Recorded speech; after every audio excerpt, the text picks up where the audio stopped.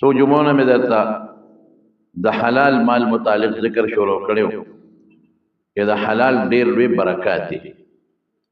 ظاهر کې خو بتا ته د حرام مال ډیر ښکاری او شیطان یې د ډولې کوي.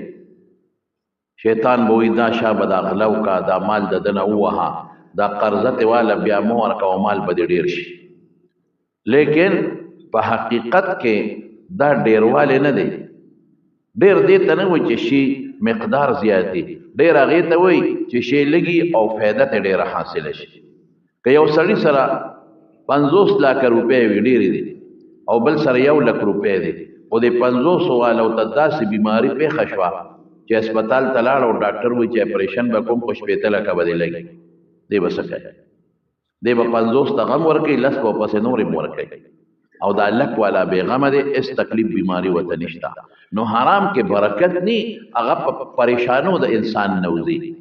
په غلطو لارو باندې د انسان نوځي. او حلال کې لږ وي د یوازې د ژوند برکت نه دی رونو، د ده نه پس د اولاد او دنوسو د کړوسو کې به هم د خیر او برکت راشي.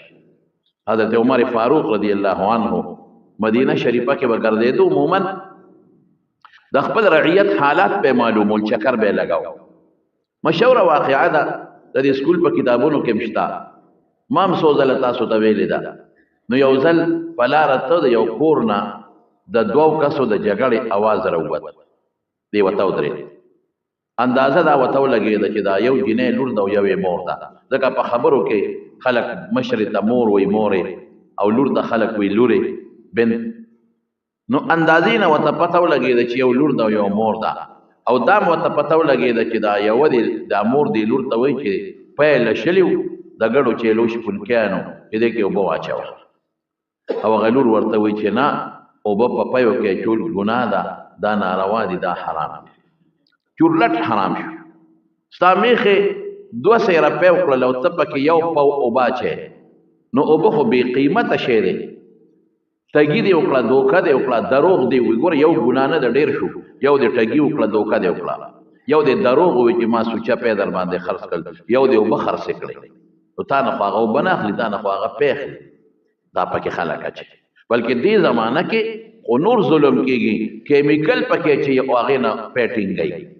اوبه پکې واچي او څه کیمیکل خرڅېږي په بازارونو کې، هغه پکې لړي لړي لړي لړي د هغه کیمیکلونه پی جوړ کړي. څوک پکې اوچ پی، دا ګنده هغه اوچ پی چې هغه ایکسپایر وي، تاریخ یې ختم شوی وي، پکې اچوي او خلک وایي لکه د پلانکي خو ټینګ پی دی. نو کیمیکل خو زهر دی که نه، نو مسلمان دی برباد د تباه دی. بعضې بیماري هغه هم په هغې کې چیس کي او هغه پیس کي، نو دغه کیمیکل والا پی هغه ته تا زهر ورکړل، هغه د غرق که مسلمان ژوند دی تباه که، بیماري دی ولا زیاته کړه. نو څومره لویه ګناه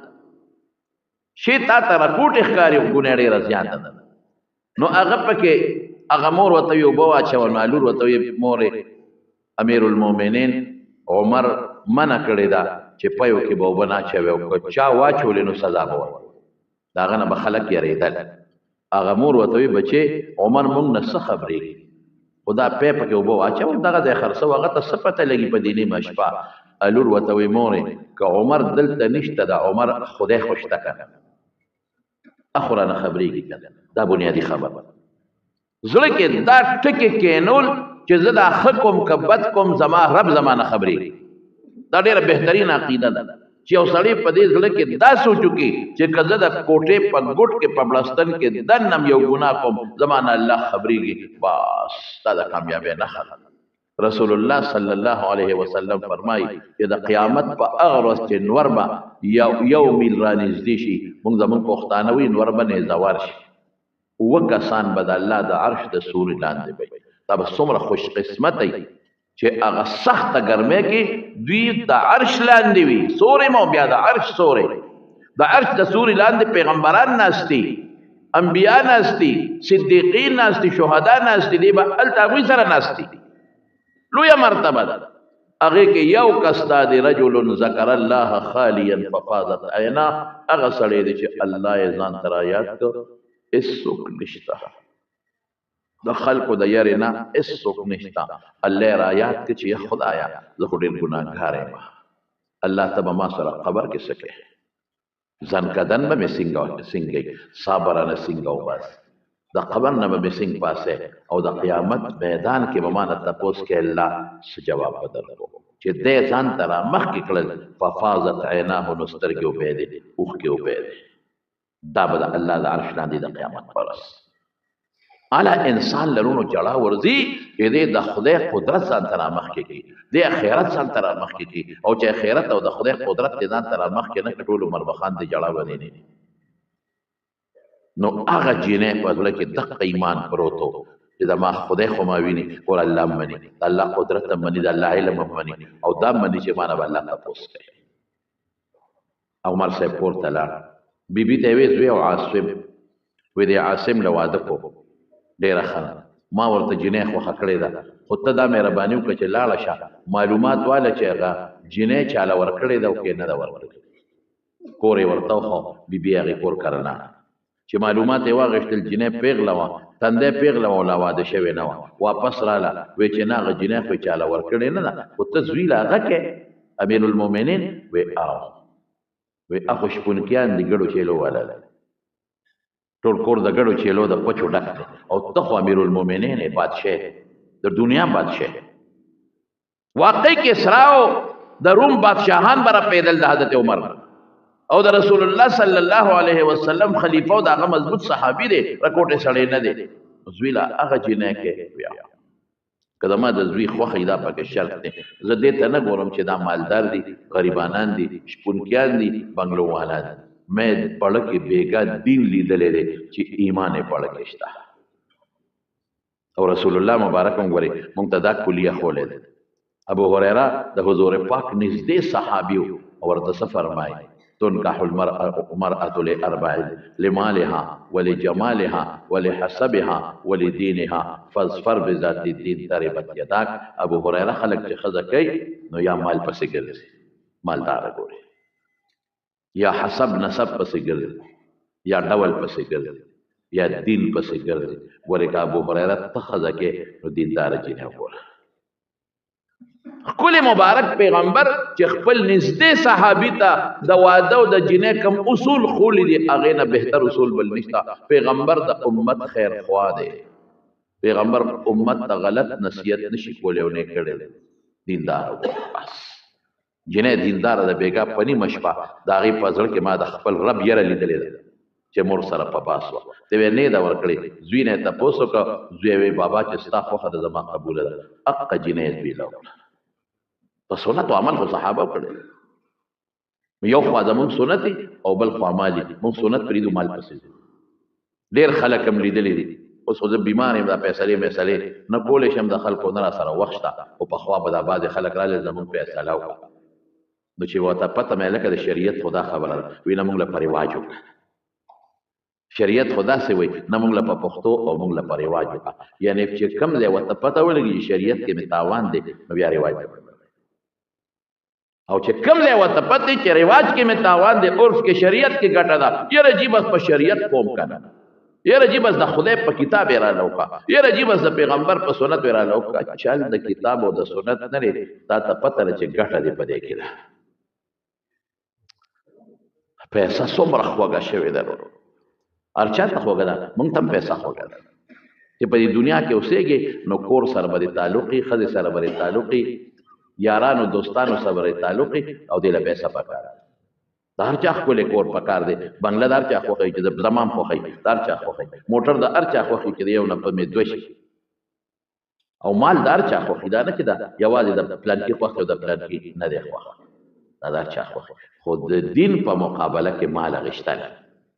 الله او رسول پر خودل او مال پسې منډاوال دا ډیر خطرناک جرم دی په خدای کدا مال دی پکار شي دا بدن ټول دلته پاتې کېږي یک تنها با الله لذي ويأتينا فردا الله قرآن شریف کی فرمائے ويأتينا فردا هر انسان بمالا یک تنها راځي زه پېښو بیا دې پوښ الله بنو مسبندتا چې بنده ما چې مال درکړو څه چل دی وسره وکړو وی ته مې واپس الله دنیا ته ولېږه ما خو ډېر کړی ټول بدل راوړل دنیا دې سر خړلې ده دلته خایا اے نه ما قدمت مخکې دې څه لېږلي دی راته وخایا خو د نشاته پاتې دي په دنیا کې دنیا دې تباه شوې د قیامت راغلی دی مخکې دې څه لېږلي دي ماته دلته ښایسته دې رالېږلي ټوله دنیا نن په دې غام کې پرته ده بس دې ته نه ګورو ما ښه مالدار کو ټیک ده که مال هم ورسره او دین مې ډېره ښه شو خشته مې دینداره مې ډېره ښه شو د ښه نسب خاوند دی دینداره مې ډېره ښه شو خو چې دا ټول یو ځای کېږي نن بیا به دین پسې منډه نه نن سبا مونږ ګورو دا خو پردو والا ده او دا خو برقو والا ده ازاده جینۍ خلک خوښوي ازاده لږ خلک خوښوي او ازاده جینۍ خلک خوښوي بې پردې او بې پړونه او بې کمیس او بې پرتوګه جینۍ خلک نن خوښوي نو زندگی تباه نه ده خلک په درې مړو طلاق نه میاشت پس کور روان نه بیا خو د پیغمبر مبارک په اصول عمل نشته کنه اقا جنې حضرت عمر فاروق د شپونکیانو د ګډبنو په کور کې د نولې دا ګډبانه د خدای بندګان دي او دا به نه وي چې دا ګډبه دی او دا نئی دی او دا ترکان دی او دا لور دی رسول الله مبارک فرمای کلکم بنو آدم او آدم من تراب تاسو ټول د آدم بچي او آدم د خورونه پیدا دا خو چې د اسمان نه دی را پراپریوت دا خدا سي نه ده چې ته د جنت فردوس نه راغلی او دا د دوزخ نه پیدا دي ټول د یو نیک اولاد کلوار دی که ترکان دی که نئی دی که دوبی دی که مولا دی که پښتون دی که بل دی بل ټول د یو نیک اولاد دی ټول د یو نسب خلق دی خو د چا مشرانو یو کار اختیار کړی دی او د چا مشرانو بل کار اختیار کړی او راشه کنه چې ته سپک ګورې بټیاري تر بغیر د هغه نه شل کا کړه سبا یې د دوی وادي د هغه نه بغیر شل او چې ته نایي د سپک ګورې ځکه نه بغیر د هغه نه واده شل کا کړه یا خو هغه ته ویراله سدونه او کودا او چې ته دوبي ته سپک ګورې نو بغیر د هغه نه وځه جامه ترکان ته سپک ګورې نو چې ښه بنګله جوړه کړې د ترکان د لاس د ورونه او کړکۍ پکې نه شلې کړه خدای شته چې یو نالبند ته چې دا اسپې ته د نال وی د تنته محتاج مخلوق خدا ته بس پک نه ګوره د ارچا د کسب قدر بکوي او عزت بکوي دا مونږ ته اصول ښیي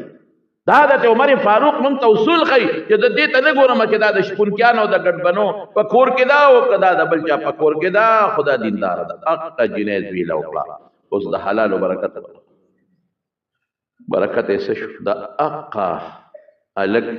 او د اغه جنې په اولاد کې الله پاک عمر ابن عبدالعزیز غوندې شخصیت پیدا کړ په تابعینو په دور کې دا غنه عادل او انصافدار بادشاہ بل نه تیر شي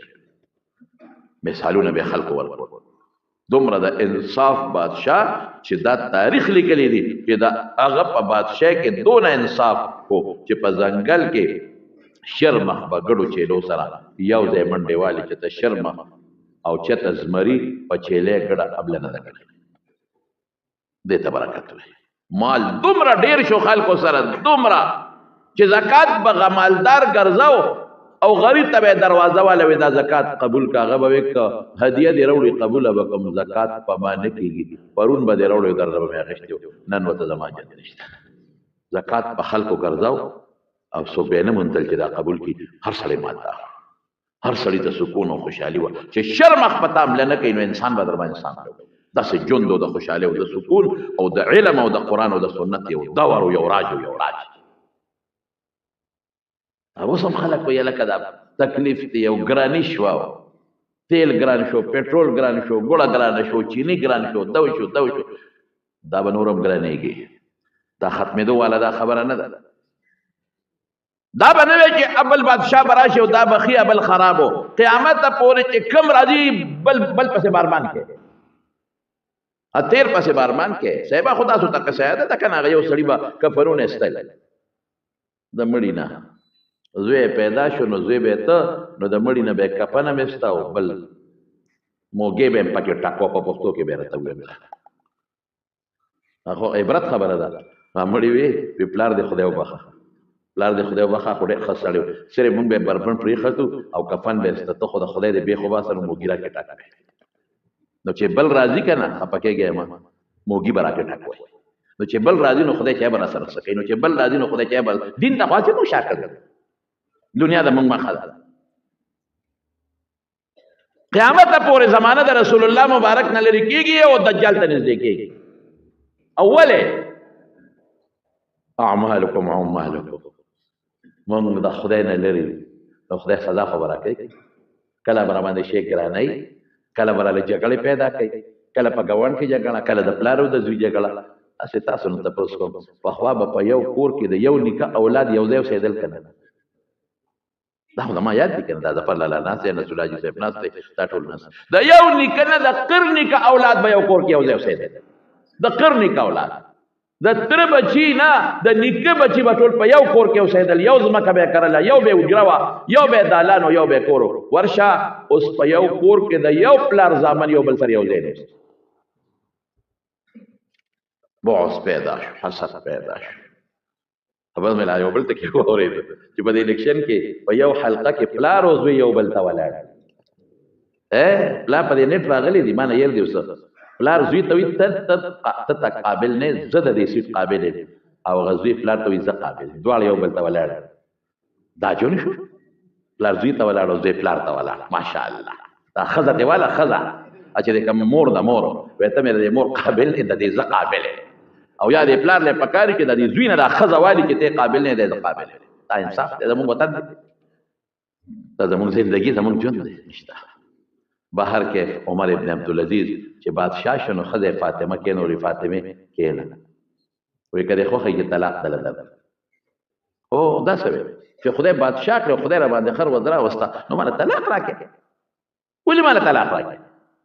ما څه غلطي کړې ده وایي ښځې هېڅ غلطي دې نه ده کړې نو چې غلطي دې نه ده کړې نه ده کړې مې غلطي نو چې اوس بادشاه شوې نو روز خدای راوسته نو ما جدا کړې طلاق راکړې وایي داسې نه ده ما له خدای بادشاهي راکړه زما په سر یو لوی بار پرېوت هغې بار زما نه شهوت تښتولی دی بس ختم هغه ژوند د ښځې او د خاوند زما ستاسو نه کېږي بس شهوت دا ختم ستا حق د خدای په نید نشم پوره کولی او ته پېغله ښځې ښایستې خوبصورتې شل کسه به دې کړي نو به زه به تا له طلاق درکړم او ته به بل خاوند په خوشحالي او که ما سره نو زه ستا حق نشم پوره کولی سبا زه تا له د شپې یا د ورځې نشم راتلی په ما دونه بار پرېوت چې دغه نشم سنبالولی دا به تا به څنګه سنبال په ده پوه شو بس ما راته خپل حق بخلی خو ما له به طلاق نه راکړي حالانکه د بادشاه نه مخکې د عمر ابن عبدالعزیز دور که تاسو وکته یو جوړه به سار اغوسته او یو به ماښام اغوسته او هغه قیمتي جوړه چې هغې به قیمت چا سره نه ډېر په نعمتونو کې به ګرځېده او ډېر په عجیبه شان به ګرځېده او د کبر زندګي یې وه خو چې بادشاهي په سر پرېوته دغه شی جوړ ښځه ورته وي بس ما خپل حق بخلی دی ما مه جدا کوه وایي ښه بیا به یو کار کوې وایي تا چې دا کم کالي دي په دې غاړه کې دی چولې دي بنګړي دي په سر کې دي تاجونه دي او په کیلوګانو نه په بلا کالیګان او کمې جامې دي او کم په جامو کې کم قسم کپړې دي غونډ به راکې دا تا له ستا رور د بیت المال نه درکړي دي دا حرام دي دا به بیت المال کې جمع کړو ما سره که ژوند تېری په کمزورې جوړه کې به تېری ښځه هم د نر لور وه بالکل ټیک ده تا سره ژوند تېروم او چې څومره کالي و زیورات هیرې جواهرات جامې غونډې را واغېستې او خاوند له یې ورکړې دا بیت المال کې جمع کړه واقعي زما رور دا د بیت المال نه ماله راکړي دا جمع کړه غونډ جمع کړه 3.5 کاله ورسره د ښځې تېر شوي دي تقریبا د بادشاهۍ نه پس ښځه وایي په دې 3.5 کاله کې دې ما ته رانږدې شوی نه دی چې کله به زه ورلم ولې کله دا جتي او زه به کوټې ته ورلم نو دی بس ستندې لاندې او وجود د پاسه په سجده پروت او په چغو به خدای ته ژړل داسې انسان ښځې ته نږدې کېدی شي په سلګو به یې ژړل الوړې به پروت و یا خدای لوی رعیت یې را په غاړه کړی دی خدای لوی رعیت ته به ما نه د قیامت پر ذریعه تپوس کوې زه به تا له خدای څه جواب درکړم یا خدای څوک د لوږې مړه نه شي یا خدای زما په رعیت کې څوک د تندې مړ نه شي یا خدای زما په رعیت کې څوک په چا ظلم ونه کړي یا خدای څوک بې کسه مظلوم ما له راشي او ما ته رو نه رسي حاجت یې زه پوره نه کړم الله زه بس نن زمونږ خلک بادشاه له څه له منډه وایي نن زموږ ستا وینې سکي او په بار ملکونو کې ځان له بنګلې جوړوي نن وایي چې غریب دې تباه شي د نه دا وینه راوباسم دا دې مړ شي دا دې ختم شي چې زه په بار ملک کې ځان له ښه مضبوطه بنګله جوړه کړم او ځان له بنګلې جوړې کړم یعنې زه حیران په دې یم د مارو کله حیران شم زمونږ د خلکو چې یو راکوټې غوندې چې لږ مالدار شي یو راکوټې کارخانه جوړه کړي نو دا کارخانه ګټه کوي که تاوان کوي تاسو نه تپوس ګټه کوي او چې سخت کال یې یوه جوړه کړه نو رښتیا ووایه کال له 2 او 3 جوړوي که نه جوړوي د فلور میل ته وګوره کنه راکوټه کارخانه ده ځکه کال یو فلور میل د کال د 2 جوړ کې بل کال د 3 جوړ کې ګټه کوي کارخانه دې د پاره چې هغه ګټه کوي ګټه ستا د پاکستان په کراچۍ کې د ټولو نه لویه کارخانه سټیل میل دی چې دا په ایشیا کې د دې نه غټه کارخانه بل شته دی نه هغه د کال په اربونو تاوان کوي هلکه کارخانه او تاوان یو سړی چینچی اغشتې د ګټه والا کوي یو سړی موټر کاریال اغشتې د ګټه والا کوي او بعضې خلکو جزونه اغشتې دي پرایویټ دا جزونه بعضې پرایویټ کمپنۍ دي بعضې خلکو یو 5 شپږ کسه یو ځای شوي ځان له جزونه اغشتي څونه ګټه وله کوي او ستا پی آی ای زما په خیال ما اوس واورېدل پرون چې په تېر شوي کال کې 100 اربه روپۍ بایللي دي تاوان کوي دا ولې تاوان کوي دا غله دي مشران غله دي ټول ګن کپان ټول ډاکوان یو ته وي ته غلې بل ته وي ته غلې یو ته وي ته ډاکوي یو بل ته وي ته ډاکوي د خدای یاره پړونکي نشته عوامو له ریلیف او عوامو له فایده ورکول دا نشته اوس به بیا موږ چغې واو یو خو د خدای خاطر وکړئ یو خبره د ما واورئ تاسو ته مې موجه څوک هم زما خبره اوري چې دا سیاست په دې سیاست یو بل سره جګړې مه کوئ اوس به کور په کور بیا جګړې شروع شي یو به یو جنډه خېږي یو بل به د بل جنډه خېږي یو به یو ته کافر او بل به بل ته کافر یو به یو ته ظالم او بل به بل ته ظالم او دنیا کې به یو بل سره جګړې جوړې شي او غم خاده به د خلکو ختم شي خدای ته وګورئ د دې سیاسي مشرانو د خاطر یو بل سره جګړې مې ته د یو بل په غم کې پکار راځي یو بل په ښېګړه کې پکار راځي یو بل له مړي ښخوي یو بل له جنازې کوي دغه دله نه راځي ګورئ دا به اوس را پیدا شي دوا به وکړو چې بابا ته اواز کړه اله زه راغلم چې هغه سره بابا په 15 کالو شو چې مړ شوی او 15 کالو چې مړ شوی بابا ته اواز ادا شوی دی یو سړی راغلی وی بابا ته اواز وی راځي بابا له دې بوزه مغه بل دی وی اواز کا وته یا غب اخوا تللی دی هغه له دلته بوزه نه مټیو نه مقبره دی بوته دا بابا ورته وړه دلته چې پروت دا قزم حالت د دې خلکو د پاره مونږ جنگ هم کوو مونږ جګړې هم کوو مونږ رښتې هم پرېږدو بس دا چا چې څه نظریه او د چا کم سوچ دی هغه د هر چا خپل دی خو جګړې مه کوئ او بس بهر کې خبره مې دې پورې کوله چې ټول کالي او ټول زیورات او هر څه یې واخیستل او بیت المال کې جمع کړل نو ښځه وایي 3.5 کاله د بادشاه نه پس زما د ژوند تېر شوی دی زه د پاسه 3.5 کاله په دې 3.5 کاله کې دې ما ته رانږدې شوی دی ټوله شپه به الله ته ژړل یو ځل یې لور ته آواز وکړ وی پلانکۍ لورې اوبه راوړه نو هغه لیټ شوه نو بیا آواز وکړه وی لورې اوبه راوړه نو بیا لیټ شوه نو بیا آواز ورکړه نو بیا لور غږ ونه کړه نو مور ته وایي جینۍ دې څه کړه ما نو اوبه نه راوړي دا حال دی دا د دې زمانې لوڼه دي نو هغه ښځه ورته وایي بربنډه دله راشي وایي د هغې یو پرتوګ دی هغه شلېدلی دی او کوټه کې ناسته ده ځان له یې ګنډي نو چې هغه وګنډې پرتوګ واچوي نو تاله به وبر دې ته ژوند وایي دې ته زندګي وایي بهر کې اب زبانونو دا ولې او چې کله مړ شو عمر ابن عبدالعزیز دا وه نو د ځان نه پس 19 اشرفۍ ته پاتې شو او 11 زامن 19 اشرفۍ یعنی 19 روپۍ به زه والم او 11 زامن نو 19 اشرفو کې وصیت کړی وایي زما چې تاسو قبر کنوئ او ماله کفن را کوئ نو ابه د بیت المال نی ابه ماله په خپلو پیسو ماله به خیراتي په چا قبر هم نه کوئ ماله مزدوران ونیسئ چې ماله قبر وکړئ اسنه چې د بادشاه په وجه څوک راشي چې دا خو بادشاه مړ دی او موږ ولا قبر کنه وړه به نه او د ما قبر بکنه او مال چې کله کفن را کوي مال به د ما د خپل پیسو کفن را کوي نو پاغه کې او ما به چې زم مړ شم نو ما به د دغه مقبره کې چې د بادشاه خخت دی کې مې نه د خخوي مال به قبر نه د ما په پیسو ځای والي هغه کې ما خخوي نو 15 دینار په تکفین او تجهیز په کفن او په قبر او په کنيستو او په دیو لګېدل او په 2 اشرفۍ باندې ولا قبر لازمکه واغشته باقي 10 اشرفۍ پاتې نو زامن 11 اشرفۍ لستی نو سکم یو اشرفۍ یو دوی ته ورسېدل خلکو به د عمر ابن عبدالعزیز د زمانې موازنه د صحابو د زمانې سره کوله دا د حلال مال برکت دا د حضرت عمر دا هغه زوی چې زویم حلال خور او جنیم ولا په شپونکیانو په کور کې وکړه خو چې حلال خورا وا دا د هغې برکت پښتانه وایي که نه وایي دا لالي نه لالي پیدا کړي وایي که نه او وایي دا رامي نه رامي پیدا کړي دا خو ستاسو متل دی نو د حلال مال نه چې کوم پیدا شي حلال مال خوري نو ستا وینه کې ستا د بچو په وینه کې ستا د لور په وینه کې ستا خاندان کې به خدای پاک هغه څوک پیدا کړي چې هغه به خدای ته نږدې وي او الله ته به ګران وي. او زمارونو یو خبره تاخیری کې بله کومه ده، دا ذهن کې واچوئ چې خدای د لکه کومه مقرر کړې ده هغه به هغې کې دویمه شته نه. یو کتاب کې مې یو ځل لیدل، یو سړی د کوټې نه راته ماشومان ورسره ایرپورټ کې په جس کې راته، نو چې کوټې ایرپورټ ته راغی نو یو ماشوم له نینې واغېستې، دا د جوارو نینې، او دا ماشومان خروانکاري شرارتیانې نینې داسې ویشتې را ویشتې، ناګانه یو نینې پوزې ته لاړه چې ګوتې در نه کړه نوره در نه شوه، چې ګوتې ور دننه نوره در ماشوم چغې پوزه کې مې نینه ونښته، پلار چې کتله نه راوته، یا خدای ماشوم جاړي چغې وایي، هلته ورته مشوره ورکړه، هغه جز والا وي چې خو جز دغه دې روانېږي ورخېږي خلک. نو اوس چې ته را دې ځای نه دا ماشوم هسپتال ته بوځې جزم در نه ځي، او چې کوټې نه دا سړی د لاور ته دا جز ځي، نو خو دغه نیمه ګنټه 3 پاوه لګي، نو نیمه ګنټه 3 پاوه کې خو ته هسپتال ته نشي رسېدی، نو بس هلته چې کوشي هسپتال ته به هغه وایي چې خو مرید نه ستا په دې بله پوزه سپېمه مغشتي شي او په خولې مغشتي شي. ماشوم یې په سا خوا دې خوا باندې قلار کړ او جز ته وختل، لاور کې کوش وی د دې سړي کور چې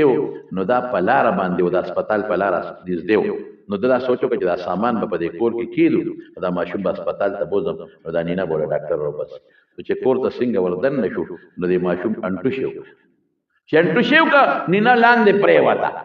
چرګې را منډه کړې، هغه نینه یې وخوړه، یعنې دا نینه د دغې لاورۍ چرګې په قسمت خدای لیکلې وه، نو دا کوټې نه یې وله په اوی جس کې راورسول،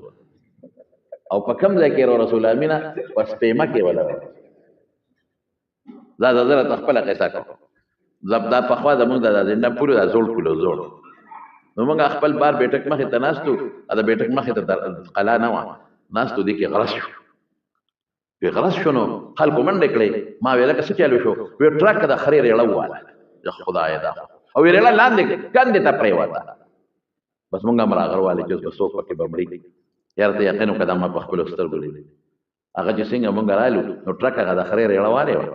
او ریړه سره د اسپې لاندې ځمکې ته اوبو ته پرېوتې وه،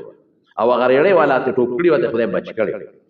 اوس چې ما لاندې خرې ریړې ته وکتل، د ریړې پلونه مات دي، او خره ښه مزېداره اوبو کې ولاړه ده او بس کي، هلک یاده بېغمه دنیا راته ده او خره وبس کي،